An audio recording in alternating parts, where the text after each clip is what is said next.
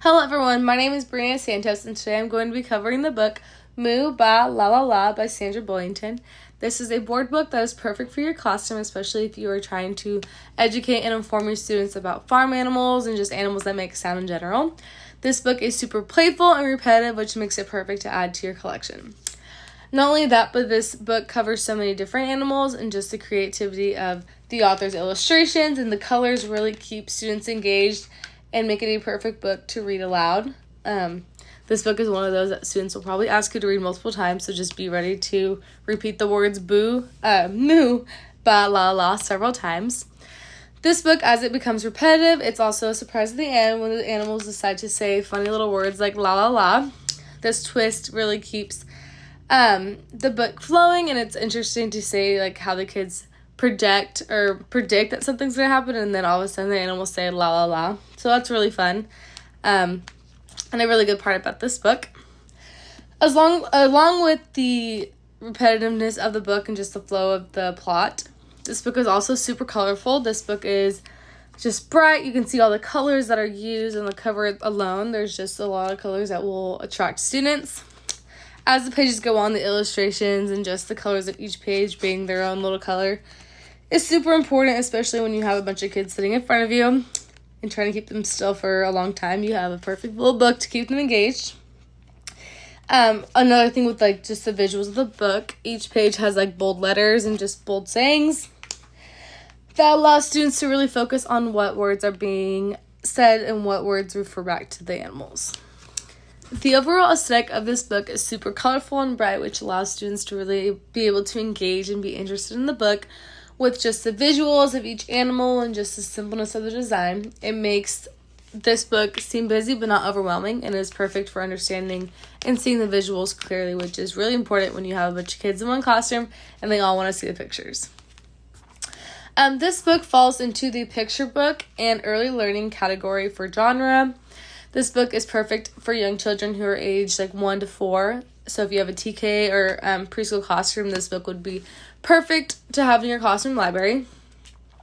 The animal illustrations allow you to include basic concepts into your classroom and just help students analyze and remember what animals make what sounds. With the repetitive structure, it uses words to mimic sounds, which allows students to have access to learning basic learning skills and then just like phonemic awareness. As they read the book, they can understand why the letters make that sound and why the animal makes the sound. So making a connection to the sound of the animal to the animal itself is really important, especially at such a young age. The ending of this book is just very playful, and just having it be a toddler book is perfect because it's not just making learning a tool, but it's also fun and engaging for them. My favorite quote from this book is near the end, and it says, "It's quiet now, what do you say?" I really like this quote, especially since it is at the end of the book. I can only imagine me reading this book with my class, and I can guarantee that the entire time the students are loud, they're getting engaged, they're mimicking the sounds of the animals, and maybe some kids are playing around trying to mimic the animal with their bodies, who knows. But at the end, when it just says, "It's quiet now, what do you say?" students are able to not only be involved in the book, but they can kind of now be free and make their own noises. So I think that's really fun and engaging. I think this is one of those books that takes a whole class effort. As I'm reading, I can only imagine my kids saying ruff, ruff, ruff, and all that stuff. So when it's all quiet, I can also just picture them making their own sounds. It's just one of those lines that I can picture how animated and just how excited my kids will be to read this book. So I really like that line and that quote in this book, especially at the end. It makes the wait and learning all worth it. So I really do enjoy that part. As I've said before, this book is perfect and very age appropriate for preschoolers and toddlers ages 1 through 4. This book has a very clear and engaging story that allows students to really follow along, and is a good beginner book for those who are still trying to figure out how books work. And allows them to really develop the whole visual to sound ratio. It allows them to put words into pictures, and really allows them to depict and develop into those stages at that age group.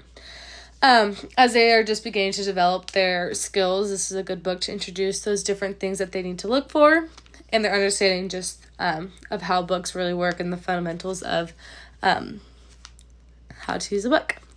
This book is perfect and is very age appropriate.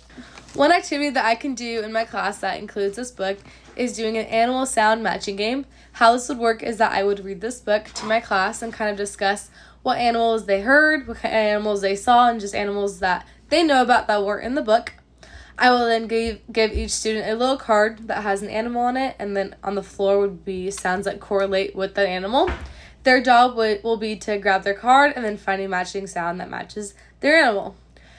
Another way that I would do this and make it kind of a more fun, interactive way is instead of having cards, I would have my students sit in a circle, and one by one, I would have them voluntarily stand up and kind of mimic an animal they like. For an example, if I were to be mimicking an animal and I did a monkey, I would be making just an animal or a monkey motion, and then the rest of the class would have to guess what animal it is, and they would respond in like a monkey noise. So then another student would come up, and it would be like repetition.